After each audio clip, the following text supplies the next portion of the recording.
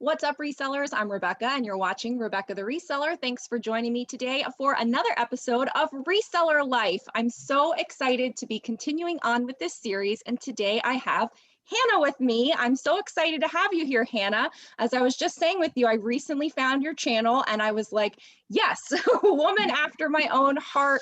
Really good things to say about her channel. If you don't know who she is, I'm going to let her introduce herself here, and definitely follow her everywhere she says she is available. Welcome, Hannah. Hi. Hi, thank you so much. Yes, so I recently started a YouTube channel as well, just over the summer in January or July of 2020, I guess. Okay, great. And yeah, I have a very small Instagram account for my Poshmark stuff, and my closet is pretty small as well. I'm very, very part-time, but having fun over there. My YouTube is Hannah Alonzo, and the Instagram is Hannah's Posh Closet 12. Okay, great. And I'll remember to link that down in the description below. So the way I like to kind of start these out and here at Reseller Life is just to kind of fire away on a lot of quick questions so everyone can get like the details and kind of understand where you fit in the reseller world as far as all your background, and then we'll actually talk about your day. So, Okay. or an average day, a day. So as far as your reseller status, I think you just touched on it, that you're a part-time Yes, seller. very, very part-time, almost more of a hobby seller, I would say. Okay. I started in January of 2020, and at that time I was substitute teaching. Right now I'm getting my master's in elementary education, so that's kind of taken Lovely. most of my time. But Very nice. yeah, so I was doing substitute teaching at that time, and this was more of just kind of something I had like heard about and was interested in, and I love thrifting anyway, so it just felt like kind of a nice like evening and weekend kind of hobby. Okay. And then, of course, in March, the world shuts down. School shut down. I don't have a job anymore. So then this kind of took more of like a, I guess you could say like full-time role. It wasn't, I wouldn't really treat it like full-time, but during that summer was really when I started to like scale my business, grow my closet, like really get a lot more active listings. And I felt like that was kind of when I started to grow and take it more seriously. Okay. And then, yeah, and then recently schools have been back in session. So now I'm back. I substitute taught for a little bit. And then right now I'm doing my student teaching. So that is taking up most of my day So currently. you go to school and then you go to school for the student teaching as part of your school, or do you not have actual classes that you're learning in right now? Yeah, so the bulk of the program was like coursework that I would do online. And then right now there is a class that's associated with the student teaching, but it's not a ton of work. It's mostly just like, portfolio building and resume building and yeah, the bulk of the work It's like, is when people have their internship capstone, things like that, or whatever. exactly. Yeah. So Yeah. cool. My mom was a teacher for 30 years. So you're embarking on a wonderful journey. Yeah. We need Yeah. I'm really excited. I love it. I think that'll be great. So awesome.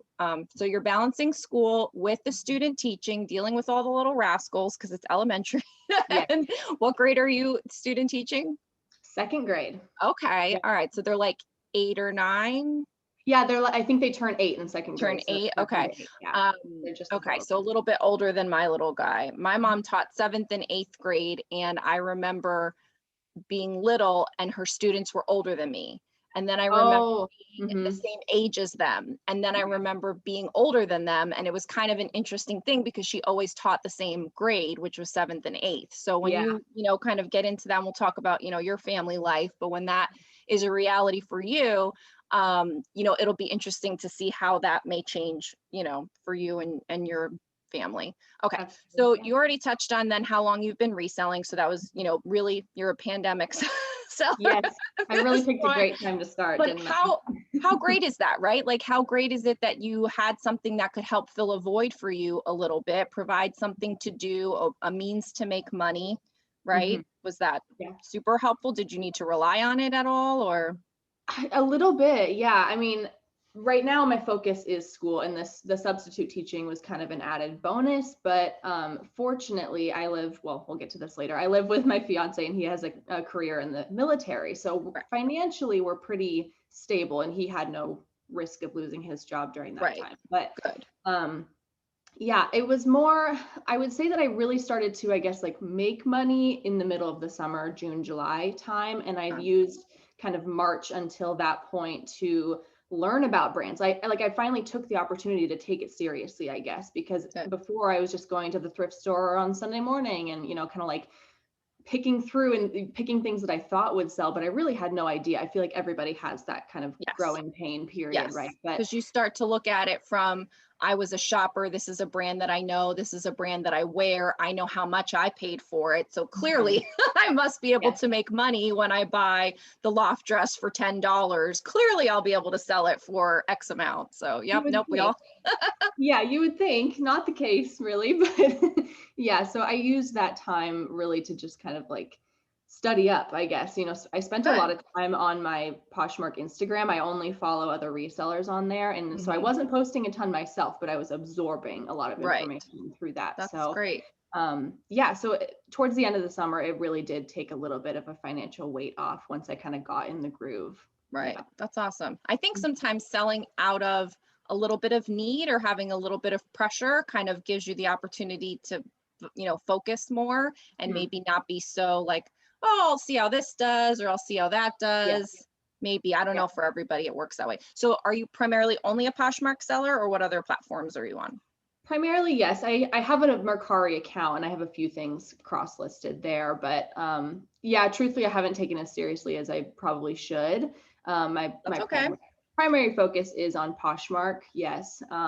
The thing is that I like to give free shipping on Mercari, so I have to be kind of selective in the weight of the certain items that I'm going to be offering on Mercari so that I can cover that shipping reasonably. Absolutely. So that's kind of why I only have I think it's probably around a third of my Poshmark closet is cross-listed. Yeah. Oh, okay. Well, that's a good amount then. Yeah. So that's good. Okay. And are you solo? Do you have any helpers? I am solo. It's a one-woman show. Yeah, right. I do everything myself. Occasionally my fiance will go thrifting with me if I can convince him, or he'll drop something at the post office, but primarily it's just me. Yeah. Good. And then you mentioned this also, your social media status. You have YouTube and Instagram. I do. Yeah. Instagram, I could be better about Instagram. I'll admit that, but I've been loving YouTube. I think it's really fun to make videos. It's so fun. Yeah. And I started the channel I think I said June or July in the summer, and I never had any intention of having it go a Poshmark direction, but I did post a video once and it seemed like people were kind of like, oh, this is really helpful. I appreciated this video. And I was like, well, if I can, it kind of gave me a purpose for YouTube, I guess, because I was just making fun videos about my life, which is great to watch too. But I think once I sort of started getting that feedback of thank you for posting this, because I can use it in my own reselling business. It really does make it worthwhile to know that you actually have real people out there that take a moment to comment back, because it makes it real. Because otherwise you're just talking to a camera in a room by yourself with the idea that people are going to watching, but you don't actually know for sure until they write back to you. And I love when people, do comments. And for those that are watching, make a comment when you can, because it really is so helpful. I think some YouTubers are better than others about responding and things like that. But, you may learn who the good ones are that do respond back to comments. It really does make, especially the smaller YouTubers, I think my channel is maybe even smaller than yours. It makes a big difference for the creator. Yeah. And what I've started doing is I would kind of just post what I would want to watch. And then over time, people would leave their own suggestions. They would be like, hey, can you do this? And I just have a list on my phone. Yeah, that's great. And I'm so thankful, because I would have never even thought of certain things like that to do. Right. And one of the things that I think people have been liking a lot is I do kind of experiment videos, which are great. I'll put certain things to the test, what does sharing every 15 minutes do? What does following 10,000 people do? That kind of stuff. And those are all things that people have told me, hey, can you do this for me so that I don't have to? And can you make a video and show us the results? So as a viewer, I love those, because you just had the offer to likers one. And I thought that was interesting. And you had some interesting, points and things that you made. And I was like, okay, because the thing is, every person's take on it, the way they present it's going to be different. So you could watch a million offer to likers videos, but you're going to say a little nugget that's not something that's going to occur to me. Same thing if I did the same exact video, did the same exact experiment you did, I'd end up observing something completely else. Totally. And I think that's why I don't mind doing things that people have seen before or already out there, because we all offer our own take. And that's why there's never there can't be too many YouTubers even in the reselling world, because we're all going to share something different. And we talked right before, I said, you're very seemingly analytical or detailed in a good way, because you're providing all the angles or all the information, and it's not just like surface level fluff kind of thing. It's actually diving deep into whatever the topic is, which I appreciated. I don't know that that's for everyone, no, but yeah, I might not. I might bore people. Problem with my channel, yeah. but because some people just want the high level, but then there are others that are like, yes, I want more information. I want to know everything about it. So that's what I appreciated from your videos. And so family status, you mentioned a fiance. Yes, I have a fiance, no kids at the moment, but I do have 2 cats and I love them so much. They are such a joy. Cats are important.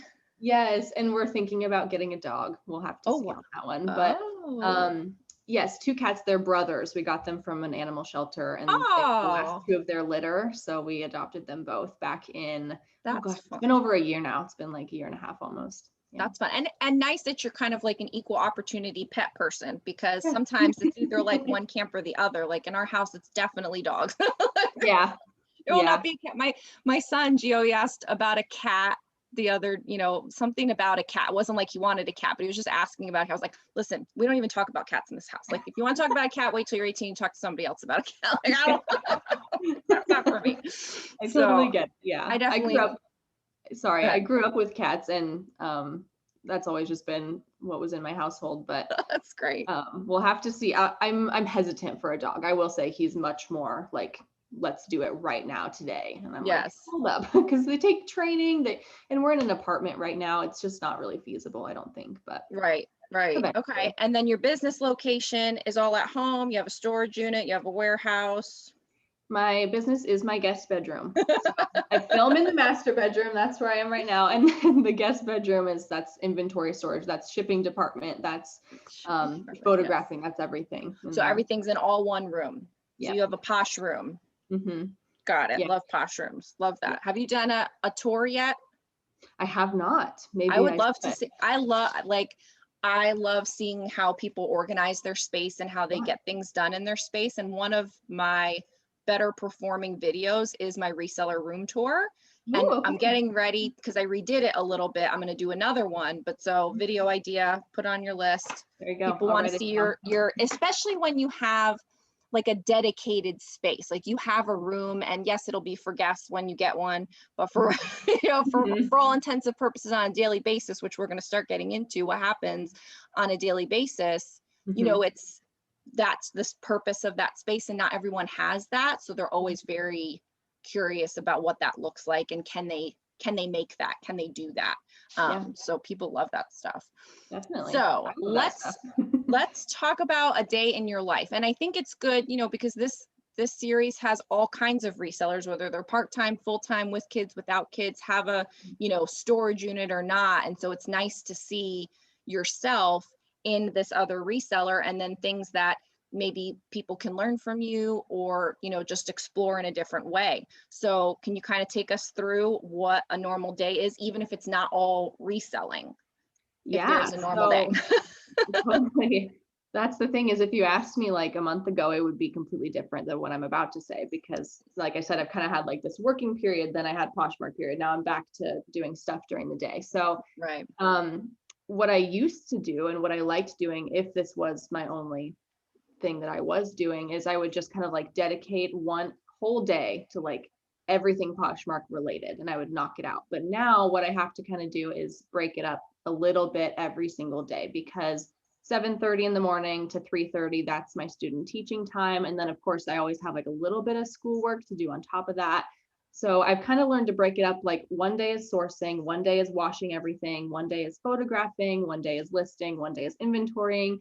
But on a day-to-day basis, I always make sure to share my closet several times. I try and do 10 times, and people are like freaked out when I say that. Wow, that's awesome. But I only have like somewhere between 130 to 150. I knew I liked you though, to even, I don't think I've ever heard anybody say that they've done it, that they share their closet on a regular basis 10 times. Like that, I think you should tell that more. Because people wonder why they don't get sales, and it's all you have to do is share it again. Share it again, see what happens. That's all you have to do to increase your sales, is share it again. That's great. So I do that. I mean, pretty much a couple times before I go to student teaching, and then like, at lunch, and then right afterwards, and then all throughout the evening. And so I try to make that the priority. And then I also send offers twice a day. That's kind of been what I've recently fallen into. So right when I wake up in the morning, and then in the evening, sometime around dinner. Okay. I'm in mountain time currently. Arizona is weird. Half the year we're mountain time, half the year it's like West Coast Pacific time. So Gotcha. right now it's mountain time. So it ends up being like 7 a.m. and 7 p.m. roughly is Okay. like how often I send offers. Okay. And then pretty much every day I'm making a trip to either the post office or like one of the blue USPS boxes, because I make like one sale a day. That's pretty average for me, 1 to 2, like I said, very part-time. Okay. So day to day, sharing, offers, shipping. That's pretty much what I do. Those are your non-negotiable things Yeah.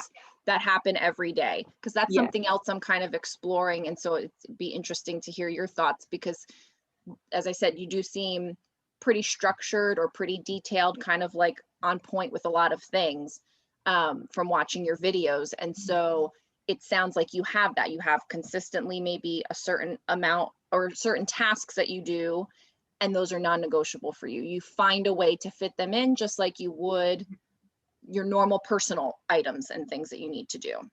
I do. That's a great way to put it. Yeah, because I've slacked off before, and I've noticed my Poshmark sales take a hit because of that. So yeah, sharing definitely, and sending offers consistently, because I've played around, like you said with the last video I posted. Great I played video. around with like once a week, once a month, because it's not feasible for some people if you have a full-time job and kids and like crazy outside life going on. It's not feasible to be sending offers twice a day and sharing 10 times a day and going to the post office every day. You can't do it. So it's about finding that balance. And this is just kind of what I found after 13 months of trial and error to like, this is kind of what's I found like works the best for me. Yeah, no, but I think that's great. And, we'll keep talking about, your day, and then maybe more on a weekly basis, perhaps you could touch on some of those different things, since you're doing kind of one thing per day as far as all the different reselling tasks. But yeah, I mean, just a big takeaway of how important consistency, even if it's a small amount, the consistency and making those reselling tasks non-negotiable things is just like, I don't know, you know how you get into like kicks of things. Like before it was all about habits for me, and now it's like paying up on stuff I'm like obsessed with. Like I want to know everything about paying up and what's for me and what's not for me, and systems. And then also these non-negotiable things are like hot topics in my mind. Yeah, absolutely. So you mentioned kind of having this period where it's going to be like sourcing one day and then washing everything. So that obviously happens at night. So are you staying up to all hours of the night to do this, burning the midnight oil, or do you find a way to manageably fit it in after dinner instead of watching Netflix? That's what you're doing, kind of thing. Right. It fits in pretty manageably, because like I said, I don't have kids or anything really going on in the evening hours anyway. So luckily with the student teaching and having a teaching type job, the hours are, in my opinion, great. I like starting early in the morning and finishing in the afternoon, like early afternoon. So I feel like I have a pretty good chunk of time at the end of the day to get this stuff done. But I do find the one day that I don't love that much is Mondays, because that's my sourcing day. That's when my thrift store has like the best deals going on. And so I always try to go on Mondays, but it is late. It's a late day. Like I'll go right after I'm done at school. I'll go sourcing, and then I get home like right in time for dinner, and then it's kind of like a scramble for the rest of the day. But other than that, it's pretty manageable. I'd say I spend somewhere between like 1 and 2 hours a day on Poshmark stuff in the evening. That's great. I mean, I don't think that's, too much to ask for most people. I think the difference is you'll get a chunk of time because you don't have kids. You get a chunk where you can focus on it. Whereas a part-time seller that's a mom perhaps, and where, I've been previously, is that 1 to 2 hours that we spend is broken up into, in between snack making, in between butt wiping, all those kinds of things. So you have to be able to pick it up and put it down and figure out where you left off. But yeah, having 1 to 2, I think 1 to 2 hours a day is a great amount of time to, as long as you're hitting all of your tasks that you need to do. So sourcing, what are you like? Are you looking for a certain number of items that you're trying to get up? And so during that sourcing trip, you feel like I need to walk in and walk out with 30 items, or how's that for you? So this has changed over time. Okay. In the very beginning, I would try and get kind of like a certain amount, but then what I found myself doing is I would pick things that I would not actually want to buy because I was trying to get to a certain number of things. Yep. So now I get whatever's there, basically. Sometimes that's literally 5 things. And for me, part-time, that's fine. I can just, easily do that throughout the week. And other times it's 30, 40. It's so all over the place depending on how much is there. Right. And so I just kind of get whatever is available and kind of run with it. So some weeks are heavier workload wise, I guess you could say, than others.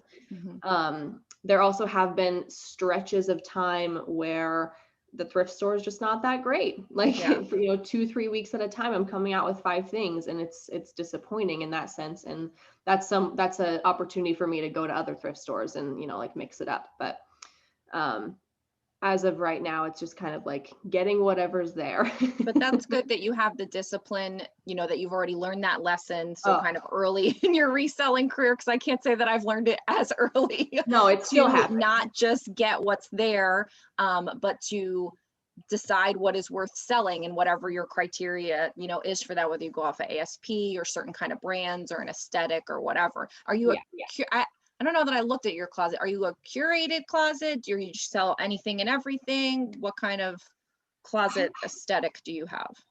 I would say that I lean towards more like the curated side of things. I say that, so my rule of thumb is I don't buy it if I wouldn't wear it.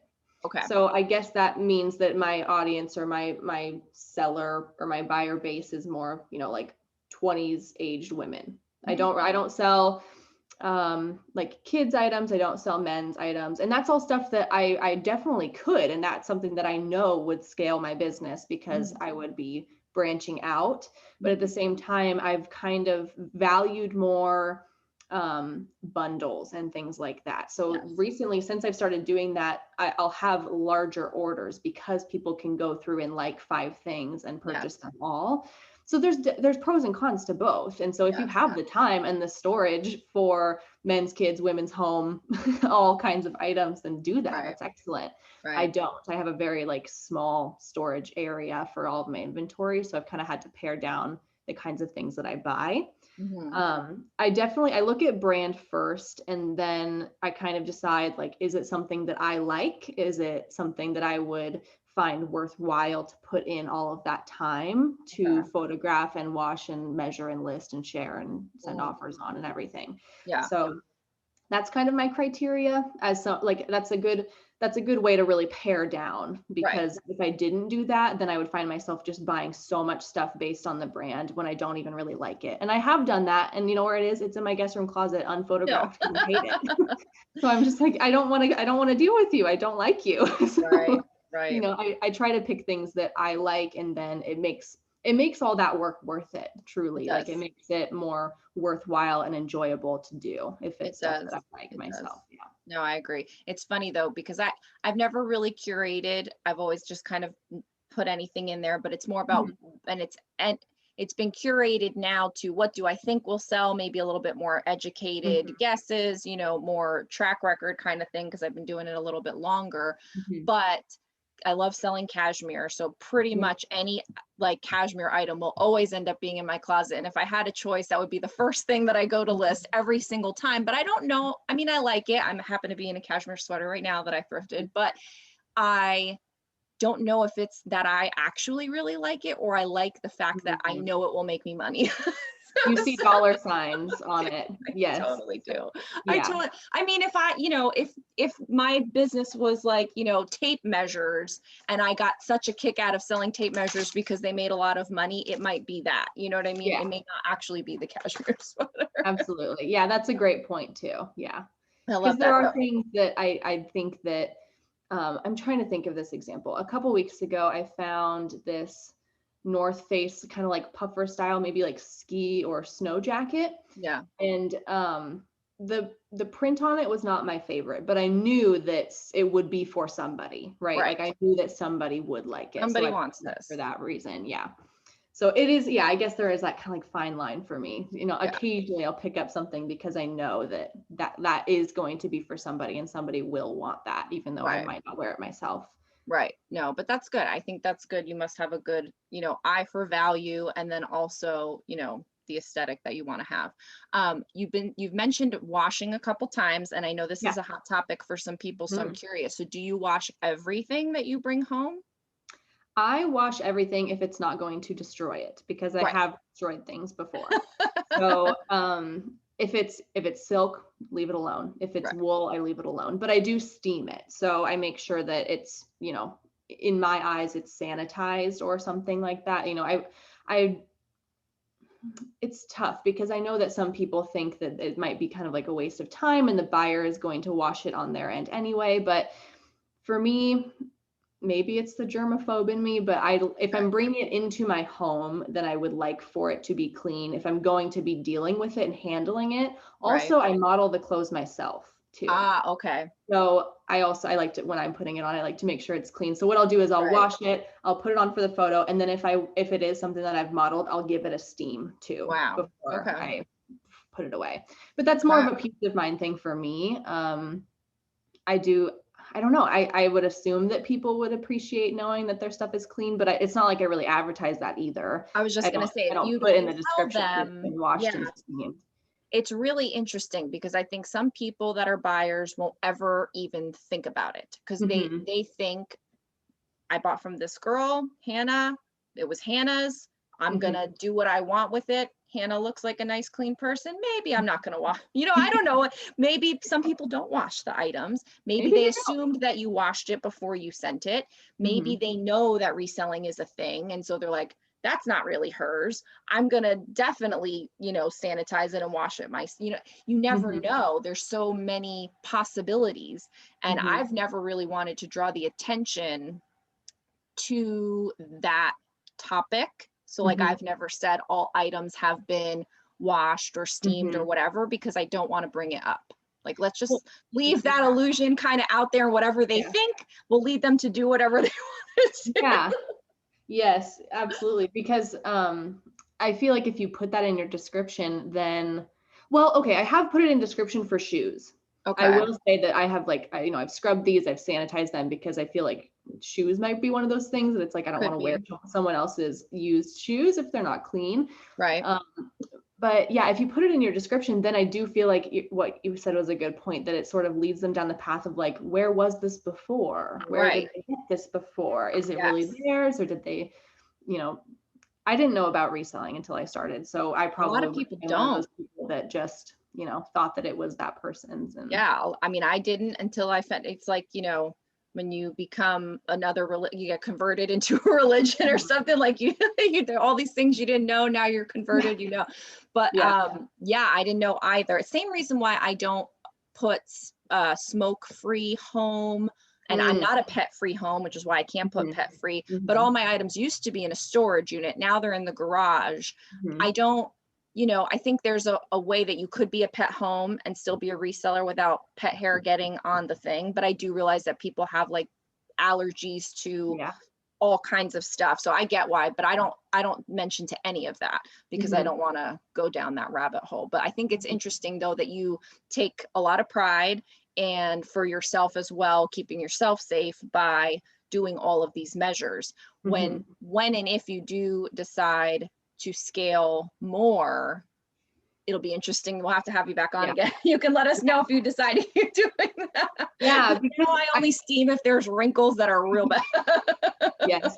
Yeah, no, absolutely. And I have sometimes done that on a busy week, on one of those weeks where I have a big batch of stuff. If it's wrinkly, it gets steamed. If not, it's washed but not steamed. Yeah. And I do know that some people, they'll go to the thrift store and then they'll come home and immediately list it and not do any of that in between stuff. And that helps them pump out items really quickly, for sure. But for me, I guess looking at like the week in a lifespan, I always source on Mondays, but the way that our apartment is positioned, I have to photograph before noon with the light coming in. I don't have a light box. I don't have anything like that. So obviously Monday through Friday, I'm not here in the hours before noon. So I do it on the weekend. So it kind of sits that whole week, and I have the time to wash it. So maybe it would be different if my chunk of time to do Poshmark stuff was that 2 hours between thrift store listing, right? Yeah. So, and that's interesting too. So, because you had lined out, I wash it, then I photograph it or whatever, but so you're actually not photographing that third day, you're photographing on the weekend from the Monday, and then you're not listing it till the following week. So you are really running a backlog a little bit, but that's great for someone watching that maybe isn't sure how to fit these tasks into their life. I think this is a great example because you've been able to really identify what are the bottlenecks. Well, I need the daylight. I don't have the light box. I need the daylight. The daylight comes on Saturday when I'm home. Saturday mornings. Saturday is the photographing day. It has to happen on Saturday. There's no watching college football on Saturday because I'm photographing or whatever. I don't even, is it, I think that's when college, I don't know. It is. Yes, I love college football. I don't know where that came from. But you know what I mean? So I find that interesting, that you've really been able to kind of like fit the reselling tasks that must happen at certain times into those times, and then kind of move it from there. So okay, so we got sourcing, we've got washing, photographing is on Saturdays. So then listing, do you list everything, create drafts, and so that's one batch of listing, and then you're just making the drafts go live daily? You're doing listing once a week? I list everything at once, and I know that this is also kind of like a hot topic. Let's talk about it. Yes. What's the best way to do it? And people have suggested experiment video ideas for this too. And so I do list everything at once, and I absolutely see the benefit of doing a little bit each day. And what I try to do is I list everything at once so that it's there, because in my opinion, if it's not listed, it's not selling. So if someone's searching for that item that's sitting in my drafts on Monday, but I'm not listing it till Friday, I'm going to miss out. Right. So what I try to do is I get it all listed, and then I relist throughout the week. So I try and relist at least 5 items every day. So that way I don't have anything that's just sitting to sit, because I don't really see the point in that. But I do see the point in keeping fresh new listings in your closet. So I'd rather use that opportunity to relist stuff that's not selling. So you're listing it in bulk. So if you have 5 items, you put 5 up. If you have 30, you put 30, or whatever you can manageably do in that listing session. They all go live. But the relisting that you're doing following that day are older items. You're not relisting those new ones, keeping them new. You're going back and finding other ones. Okay. Do you have a period of time? Like, are you doing the 60-day window that Poshmark is kind of focusing on, or do you have a different system for the relist period? It sometimes is. What I usually try and do is I'll relist things that have no likes, because you're not losing anything. Kind of getting down a huge rabbit hole, but I have like a whole kind of closet clear out strategy, and there's a whole video on that. Is it on? Okay, then I have to check it out. It could take us like forever to get through that. I would love to watch it. So I do closet clear out, and every closet clear out day, I'm relisting my 5 most popular items. In other words, the things that have the most likes but have not sold. Yeah. And so I'm kind of one of those people that believes that likes on an item, if they're, if they haven't bought it now, they're not going to, basically. And in that strategy, I give them 3 separate opportunities on 3 like separate weeks, basically. Like, do you really want this or not? Because if you don't, 3 strike rule to buy my item or you're out. I love that. Basically, that is what it is. And so, and if they like, if they want to buy it and keep it in their likes, they can find it again. It's not disappearing for them forever. But I do believe that, collecting likes on an item is only showing other people that it's popular, but it's also been listed for a really long time. So I try to keep that stuff fresh with the most popular things through closet clear out. Like I said, whole other situation, but just day to day throughout the week, I try and relist the things that have no likes. In other words, like things that maybe aren't very popular, or I'm not going to be losing that liker because I haven't given them their 3 chances yet. I just try to relist. Like, I love that. I love that. I mean, I just have to say, for, and I'm sure the people that are watching my channel and having, kind of gone with me down a journey will appreciate, if they don't already know who you are, someone that's only been doing this for, less than 2 years or whatever, has such a keen understanding for how everything works, what the purpose is, what your strategy is for it, with a, basis. I mean, again, just super analytical and detailed. And I just love that. Oh, thank Love you. that. Because I think there's like all kinds of resellers, right? And some Absolutely. are in it for the fashion and maybe don't have that mind for all those details and numbers not important to them. It's about the style and the fashion and the, it's more of an emotional thing. And then there are others that are very kind of rooted in the facts of it, and is there a comp for this? Does this make sense? This is my strategy because I need a box to operate my life in, and then other people are like, this, what is we did it like at work one time back when I worked for people, like there's squiggles and there's triangles and there's squares. And, I was like a square, triangle, like the Myers-Briggs and things like that. Yeah. Very interesting on how to, understand people and their personalities. And that translates into how you operate your business. And I love hearing you're talking my talk. You're talking my talk. Oh, I love it too. Yeah.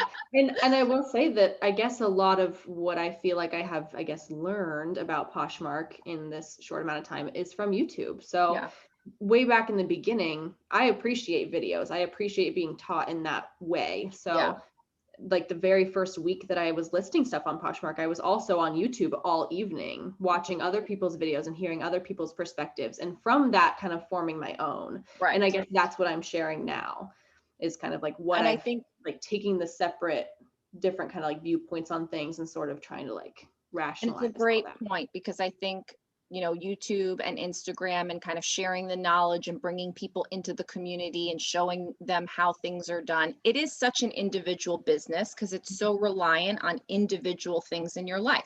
I have a room, you have a room. Some people don't have a room to do it in. You don't have a light kit. I have a light kit. That is how we, now I can take pictures when you can't or whatever. Kids, no kids, pets, no pets, all those kinds of things. But then so we're sharing all of that so we can learn where do we fit in the spectrum of, am I more like her? Am I more like him? She's sharing this. I like that.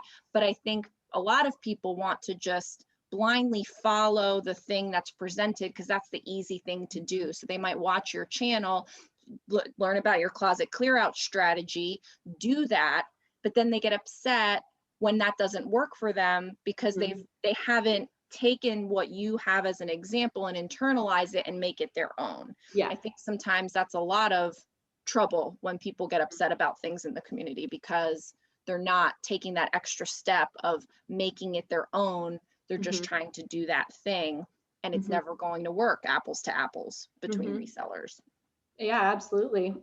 And I even say in the closet clear out video that wasn't my idea. I took it from Christina at Seeding's Closet and I adapted it. And then what I adapted is what I shared. Yes. So yeah, I totally agree that sometimes people will be like, well, that doesn't work for me. And I try to be level headed, and especially in the experiment videos where I'm like showing certain results for certain things on certain days. Like it's not going to be that consistent result every single time you do it. Right. But I always try to just say, like, if you're doing something totally different than this, do that. That's cool. Like if that's working for you, excellent. Do that. Right. And alleviating all of the the judgmental part of it as well, which can kind of creep in from time to time. So we've covered up to listing. So now shipping. So you say you sell 1 or 2 a day, which is great because at least that based on everything that you're doing, you've now become a consistent daily seller. You probably all have a blank from time to time. Everybody has a blank from time to time, but that what you're doing will yield you consistently 1 to 2 sales a day. Which I think is great because that's something that people chase, to begin with, and then they can kind of go from there. So that's great. Any thoughts on that of just kind of reaching the ability to say, I do have consistent daily sales, even if it's 1 or 2 type of thing, especially for a part-time seller, that's perfectly fine. Yeah. And I'm really happy with that. And so I know that my numbers aren't extravagant and I can't make these videos saying, like $3,000 in sales this weekend. It's never going to be me with that. But that's not most people anyway. So yeah. And so I think it's been probably about 8 or 9 months at this point that I've made a sale pretty much every day. And yes, of course, there are a few days that will go bare and like I don't make sales on those days, but then they're made up with like 6 sales a day randomly or, So it all kind of evens out. But I think the biggest thing that got me to that point was the number of active listings. And this was something that as a new reseller, I had a really hard time wrapping my head around. Like it was really, really challenging to try and understand, like, but I'm not making any sales. So why would I want to invest more? Why would I want to buy more stuff and list more stuff if what I'm doing right now isn't even working? Okay. But I think that I'm able to make at least 1 or 2 sales a day because I have somewhere between 130 and 150 listed. Because not everybody's going to want to buy the 10 things you have for sale. You need to make your closet bigger. You're reaching a larger audience. And with me, the bundle sales have, like I said before, kind of been a great thing also, with people being able to like mix and match some stuff. So that's sort of where I used that time back at the beginning of last year when I wasn't substitute teaching anymore. That's when I used that time to like really thrift, really build up that stuff and like build up the active listings and invest a lot more money into it, which was painful in the beginning, right? Because if you're not making any money, you don't want to keep investing money. But I made a post on my Poshmark Instagram, and the only reason I remember this specific day, I think it was June 1st or July 1st. That's when I made my first dollar. That's when I was finally in the green. In the black, yes. And so that was finally when I hadn't invested more than I had made. So it takes a long time, and I wasn't personally prepared for 6 months of not making money, but and some people of course have more time and more resources to scale it quicker than I did, of course. But I think that the biggest thing was the active listings. Absolutely. Yeah. And since then, it's just kind of been this steady incline. Right. And I was going to say, I mean, even at 130 or 140, I think that's pretty good to, you must have good things. And like you say, the bundleability and whatever, but I think that's, I would think you would need to have more. I don't remember when it happened for me. I don't know. I was in, toddler mom blur. Yeah. Like, who knew if I was even sleeping? I was listing things on the internet. Who even knew what was going on then? But so I don't remember when that happened, but if somebody said, how many items do you need to make daily sales? Now I'd probably say like 200 or 500 or so. So, I mean, like, that's great because, selling 1 or 2 a day out of 130 or 4, I think that's fantastic. So that's, you have good things going on there, and the way that your listing must be working, right? You know what I mean? Like you're firing on all cylinders for all of that to work. I think two people get tripped up on that, because then they say, okay, fine. You said I need to have X amount of listings to get those daily sales. And like when I do closet reviews, you can kind of go in and say, okay, well, yes, you have a lot, but here's where, we may want to put our attention now or something like that. And I'm not an expert, but I do think that when you do it over time, and like I said, your learning curve seems to have been like you're awesome, then you know where the things are that you can improve or not. Right. And I think something you said was kind of interesting because it touched on what we talked about earlier. It's like, I feel like when people say you need 200 active listings to make daily sales, then people go out and do what I did, and they just try and buy stuff to buy stuff. And then people aren't going to want to buy that stuff on Poshmark anyway. So I think that's kind of why it took me so long to get to that number of active listings, is because I was getting 10 things a week that I actually wanted to take from the thrift store and resell. And you were purposefully getting things to sell, where also too, some people are starting out with their own items, which is what I think people should do, because, all of it is a repetitive learning curve. You need so many at bats to even, know what to do it in a timely manner, to hit all the right things, learn when it's time to not say EUC anymore, like things like that. And so starting with your own stuff, at least you can do it because it's your own stuff. But when you're purposely going out and thrifting those things on purpose to sell, then I'm sure you were taking a lot more things into account than, some people that were just saying, oh, I have this, I don't wear it, in the Poshmark closet it goes. Definitely. Yeah. So when do you have time for your social media and administrative things? And I feel like we've kind of touched on all of the areas. And so even though it's not all happening in your one day, it's happening through your week, but you're doing it all, which is great. Yeah. So social media and admin. So social media, I really could be better. I really could. I have the account, but like I said, I made it in the beginning so that I could learn. So Yeah. I wasn't posting a ton. I could be better. I make like one post a week. It's not, I don't take it super, super seriously on Instagram. Right. My focus has shifted to YouTube now because I feel like that's where I'm able to communicate the best. And that's where I feel like I can sort of provide the most valuable information. I love following other people on Instagram, and I think they come up with the most beautiful photos and the most beautiful captions, but I know that's not my strong suit. So I focus my attention on YouTube, and I make one video a week.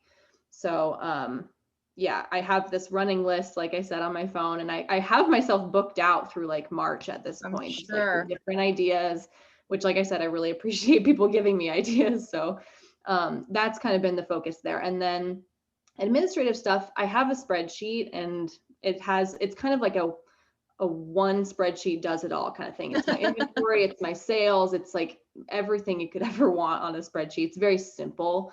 There's also a video on that. I feel bad pitching all these videos. No, do it. Cause like I said, I only recently found you and I watched one, I don't remember which one it was. And then you're offered a Likers. And I was like, okay, I'm booking her for I'm gonna ask her if she wants to come on Reseller Life. Cause I was like, why not get to know you, this way? Yeah. And I'll go back and now I'm gonna watch the Closet Clear Out. Yeah. So yeah, pitch away is fine. So I just did a whole video on the spreadsheet because people requested that. So I was like, okay, yes. We'll do that. Yes. So whenever something sells, I update that spreadsheet, but then once a month, I kind of go through and I assess all my profit numbers and all that stuff. And just this year, just in January, Jen at A British Posher, she released that spreadsheet that I use to track what I should be setting aside for taxes. Mm-hmm. So I love that spreadsheet. I could have never made that myself. So like I appreciated that she created that and made that available. It's for free. It's on her Instagram account. Okay. Yeah, I haven't seen that I haven't seen that yet. So is this going to be your first filing year for so it'll be fun because you'll get to know, like, did I save enough?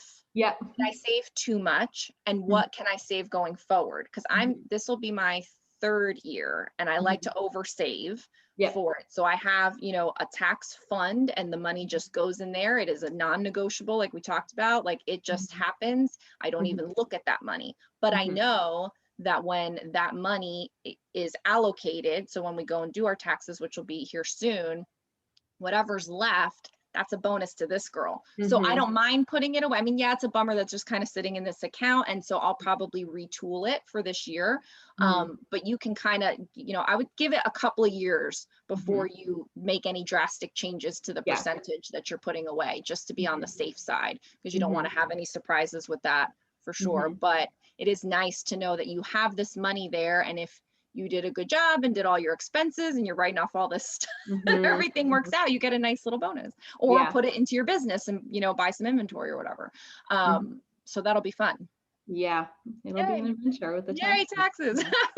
So I appreciated her spreadsheet's nice because it just tells you, it makes you fill in once a month.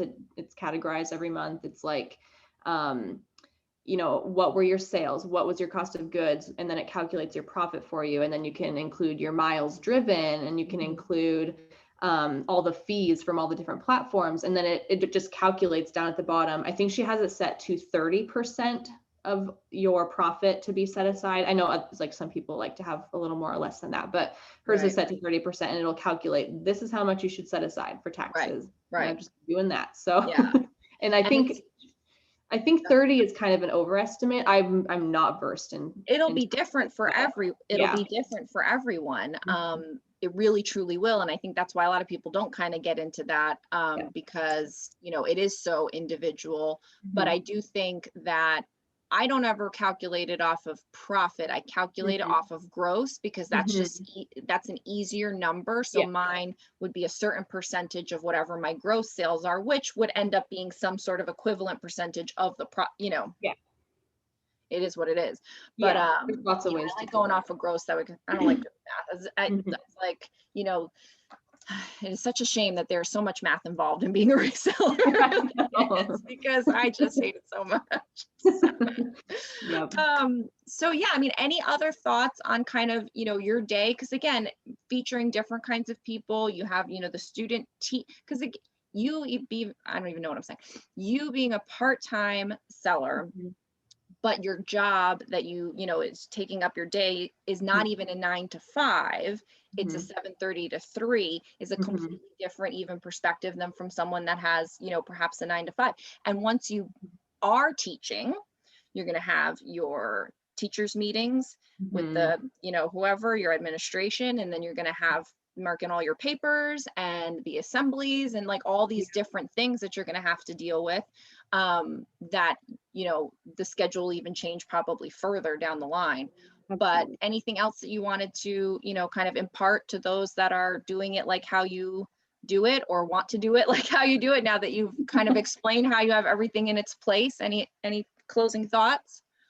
I guess my closing thought would be to not compare yourself. Don't compare yourself to me. Don't compare yourself to you, Rebecca. You could do your own thing. And I think we've already really touched on this, but if you're going to expose yourself to the world that is Poshmark Instagram or Poshmark YouTube videos, take it all with a grain of salt and just, decide what you like and decide what you don't like and do that and make it your own. Because I think, especially as somebody who is part-time, I'm kind of flooded with all this information from full-time resellers and all their, extravagant numbers and all these amazing thrift hauls. And while that can be really motivating on, at some points, I think it's hard to get into that comparison game, obviously, Yeah. And so you can't, if somebody's watching this who this is their first week selling on Poshmark and you're listening to these numbers and it seems completely out of reach, right? You can't compare your step 1 to someone else's step 100. You have to start somewhere. And like I said, it took me 6 months to make $1. So it's not going to come. But that right you away. even knew that, I think is even good too, because I think some people go months perhaps and not know, because they're looking at, well, I bought this for 3 and I sold it for 20, so I made money, but they're not accounting for the fact that they also bought 15 other things that are still sitting there. And so therefore, perhaps you didn't make money yet. There's a lot that goes into, it's kind of an illusion sometimes because you don't know. So it's good for you for even knowing that. Absolutely. Sure. And I talked about that a little in the spreadsheet video. I was like, if you don't have a spreadsheet, do something. Get your inventory somewhere, make sure your numbers are somewhere, because just like you said, you wouldn't know if you're still in the hole this much money, because in your mind you're making sales on Poshmark and you think that's that's great, but you haven't considered all the other costs. What they want you to think. I know. Yeah. That's what they want you to, oh yeah, I'm making money. Yes. Meanwhile, they're getting 20% left and right. But we are grateful for the platform. So yes, absolutely. Cool. Well, this has been a great talk. I really have enjoyed talking with you more, because it's always nice when you get to watch someone's video and you're like, yes, I totally dig this person, I'm gonna watch more of her stuff. But then when you get to have a back and forth, it's even cooler. So I appreciate you coming on and sharing your kind of status with us in the beginning, and then how you handle your reselling day/week. So tell everybody your YouTube and Instagram again, and then I will link it down in the description below. Yeah, my Instagram, Poshmark Instagram, is Hannah's Posh Closet 12. My Poshmark closet is Hannah's Closet 12. That wasn't available for Instagram, so I had to put the Posh in there. And then the YouTube is Hannah Alonso. Okay, awesome. Well, thank you so much. I truly appreciate it. Everyone, please go and check out her channel, not just the videos we talked about, but all of them. And thank you so much for watching. I hope you enjoyed this episode of Reseller Life. Go ahead and like the video on your way out, subscribe so we can hang out again, and I will see you in the next video. Bye. Button.